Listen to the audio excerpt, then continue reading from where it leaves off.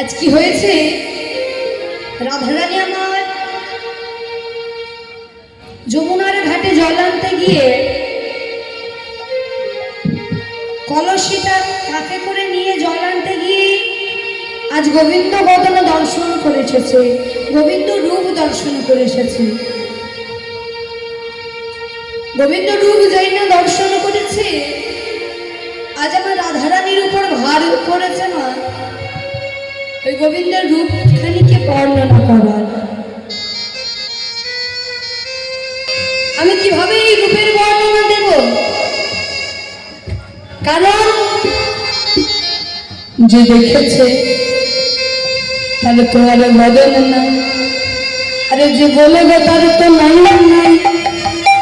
কে দেখেছে নয়ন, নয়ন তো আর কথা বলতে পারে না, আর বলবে কি বদন, কিন্তু বদনের তো আর নয়ন নেই, বদন তো আর দেখতে পাই না। গোবিন্দকে বলছি, রাধারানী আমার, হে গোবিন্দ,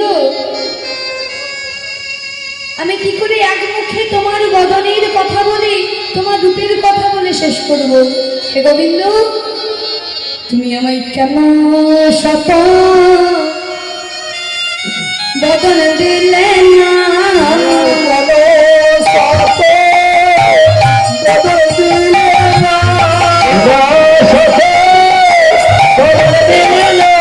তুমি কেমন শত বদন দিলে